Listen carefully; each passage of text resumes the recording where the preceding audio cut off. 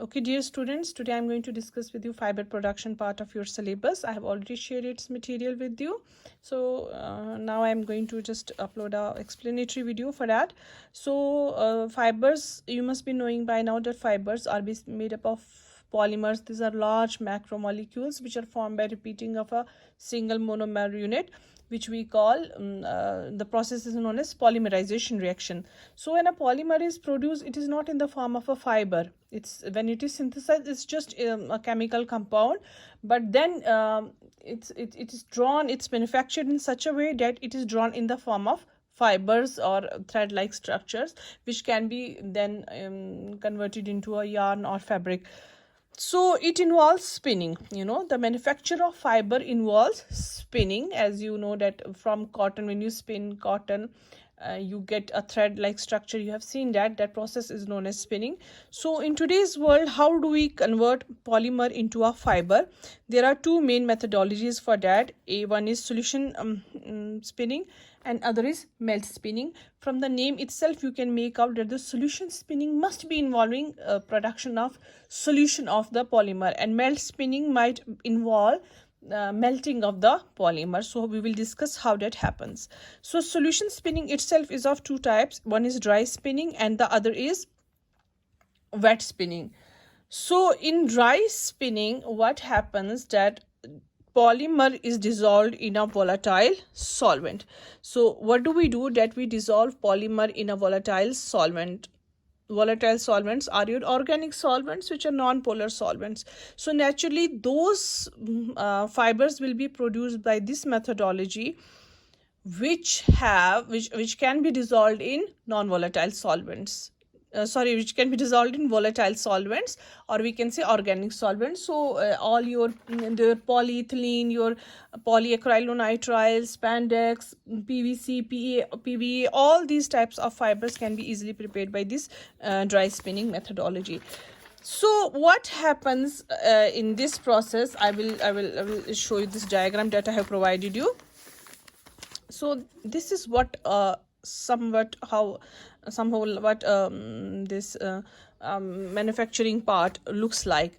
So here you have a part which contains polymer solution, then you have a pump, here is a filter, and then there is a part, it is known as spinneret. First of all, what are the different stages of polymer production, fiber production, are that first of all we have to dissolve our polymer into a volatile solvent, a solvent which is easily evaporated, a solvent which dissolves polymer very easily. So there are different solvents, for example, for polyethylene, or for spandex or PVC, you will find a suitable solvent that completely dissolves that particular product.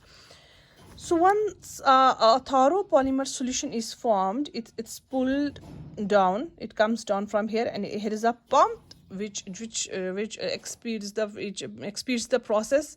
It pushes the polymer solution down. So the polymer solution passes through a filter from here, so that if there is any dirt, sand, any other material which needs to be filtered, it is left behind, and only pure solution passes through this filter. Once the solution passes through this filter, it reaches this plate. This is known as spinneret. This plate you will find in all spinning techniques. Spinneret is nothing, it is just like your sieve. You have seen sieve. This is just like that. It's a plate it is having several holes in it. Narrow holes, narrow passageways, you can say. So what happens when solution is pushed from above, it passes through this spinneret and it comes out from here in the form of fine filaments. This process is known as extrusion. What is extrusion? Extrusion is when you push a solution in such a way that its fine filaments come out. This process is known as extrusion. देखिए, extrusion एक ऐसी process है जो आप अपनी normal life में बहुत ज़्यादा देखते हैं. आपने अगर कभी you have made noodles or सेवइयां at home, you will say that there is also a spinneret होता है. उसमें ऊपर से जो डो को पुश करते हैं, नीचे से हमारे पास फाइन नूडल्स या सेवइयों की शेप में जो डो है वो बाहर निकलता है. This process is just same. और यहाँ से जब ये filaments they just come out from here, they come in the form of filaments. लेकिन जैसे ही फिलामेंट्स यहाँ पर आते हैं ना, यहाँ पर इस चैम्बर में हमारे पास गर्म हवा होती है, hot air is pushed through this vent and it goes out from here. So the solvent we are using here is volatile solvent. The moment the filaments come out, they are exposed to a warm hot atmosphere. So what happens? Your solvent, it evaporates. When solvent evaporates, what is left behind is just your filaments. These filaments are cooled down and they are wound up on this knob. ये यहाँ पर they are just held together और यहाँ पर knob होके यहाँ से they are wound up on a spinning wheel. जैसे knob होती है ना spinning के लिए, उस पे इनको spinning spool पे इनको wind up किया जाता है. तो इससे क्या हो जाता है कि इनको स्ट्रेच किया जाता है. They are stretched, then they are, यहाँ से भी इनकी स्ट्रेचिंग की जाती है. और स्ट्रेचिंग इनकी इसलिए की जाती है, इससे इनका जो स्ट्रक्चर होता है ना, there structure it is not aligned. When a polymer is formed it is having very random structure, random molecular structure.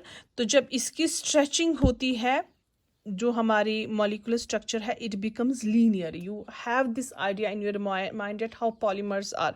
Polymers are just chains of long chains of polymers. They may be arranged linear fashion or they may not be arranged in a linear fashion. But when you stretch them, they become linear. They become arranged properly. So when it is stretched, their molecular structure it aligns itself. When a molecular structure aligns itself, its random structure is aligned and it increases its strength. क्या हो जाता है कि वो alignment उसकी बराबर हो जाती है और उसकी स्ट्रेंथ क्या हो जाती है, इंक्रीज हो जाती है, और उसकी यूजेबिलिटी भी इंक्रीज हो जाती है. सो इट इन्वॉल्व्स, एक तो हमारे पास एक्सट्रूजन प्रोसेस है ही, उसके बाद दूसरा प्रोसेस है कि हमारे पास those filaments which are produce, they are stretched so that their structure becomes aligned and their tensile strength increases. because जब structure align हो जाएगा, linear structure align होगा, different bonds form होंगी between those linear chains और उसकी वजह से strength increase हो जाती है, usability भी increase हो जाती है, उसको एक fine structure मिल जाता है, fine shape मिल जाती है. और उसके बाद हमारे पास ये finish applicator जो है, यहाँ पर ये round घूमता है और ये इसको क्या करता है, ट्रीट करता है विद ऑयल एंड वाटर, जो फाइबर हमारा निकल रहा होता है, so that all static charge जो है ना, ये इससे रिमूव हो जाता है उसकी वजह से. तो अल्टीमेटली जो हमारा फाइबर है, ये एक स्पिनिंग बॉब पे, स्पिनिंग स्पूल पे जो है आ जाता है. So this is how we generate fibre using your dry spinning technique. अब हमारे पास एक दूसरी टेक्निक है जिसको हम बोलते हैं wet spinning technique. This is one of the oldest technique, सबसे ओल्ड टेक्निक जो हम यूज़ किए हैं. देखिए इसमें क्या होता है, हमारे पास सभी जो पॉलीमर्स हैं वो इजीली डिज़ोल्व नहीं होते हैं ऑर्गेनिक सॉल्वेंट्स में.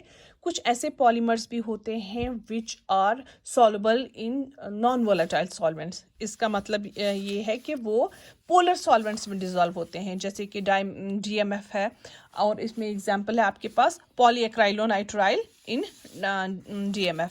DMF एक ऐसा सॉल्वेंट है जो इजीली, जो वोलेटाइल सॉल्वेंट नहीं है. डैट मीन्स आप ऐसा नहीं कर सकते कि आप क्या करेंगे कि आप सिर्फ फाइबर को ड्रॉ करेंगे और उसको गर्म हवा देंगे, it will go away. No, it doesn't happen like this. उसका टेम्परेचर, बॉइलिंग पॉइंट बहुत हाई होता है और वो बहुत हाई टेम्परेचर पे, और उसकी फिर भी ट्रेसेस रह जाएंगे आपके फाइबर में. So we don't want that. So what is the process for wet spinning is that हमारे पास एक इसी तरीके से कंटेनर होता है जिसमें हम पॉलीमर सॉल्यूशन बनाते हैं. इस बार जो हमारा पॉलीमर है वो ऐसा पॉलीमर है जिसमें पोलर ग्रुप्स हैं और वो हमारे पास पोलर सॉल्वेंट में ही सॉल्युबल है. तो जो हमारा पॉलीमर सॉल्यूशन है, when it comes down, here is a pump which obviously speeds the process. ये क्या करता है, इस सॉल्यूशन को पुश करता है, और यहाँ पर फिल्टर है जहाँ से हमारी सॉल्यूशन फिल्टर होती है, और यहाँ से पुश होके क्या होती है, यहाँ पर स्पिनरेट है. स्पिनरेट अब जो है हमारे पास, आप देख सकते हैं ये बाथ में है.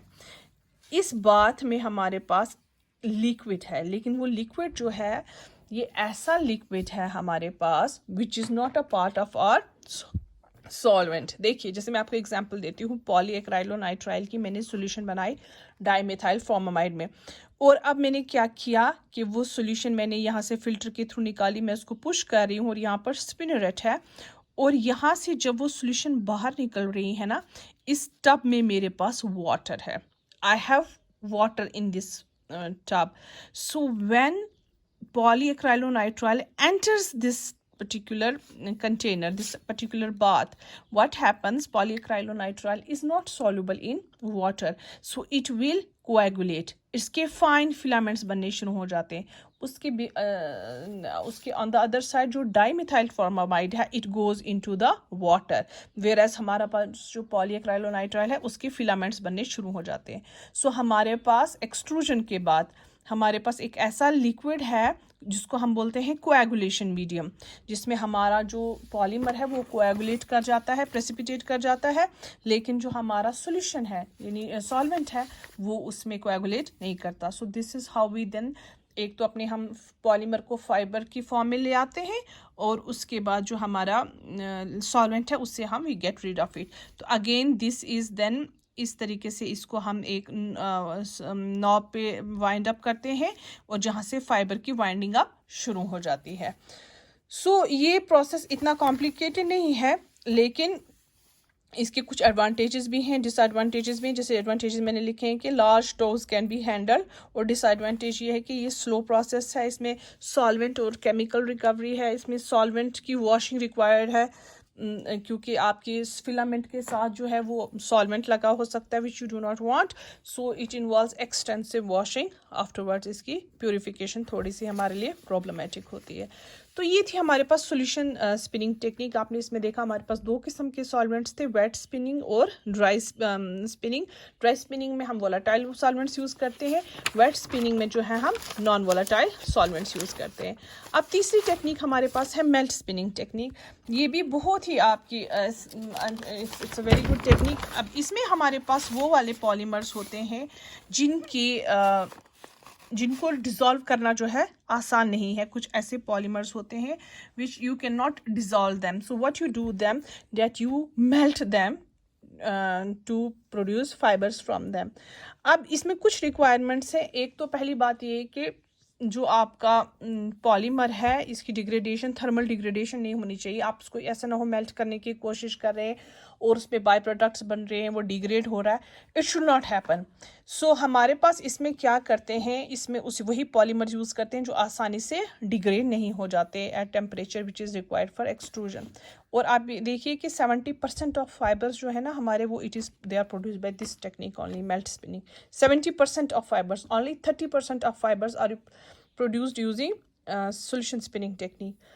So in melt spinning technique what happens that we use heat to melt the polymer.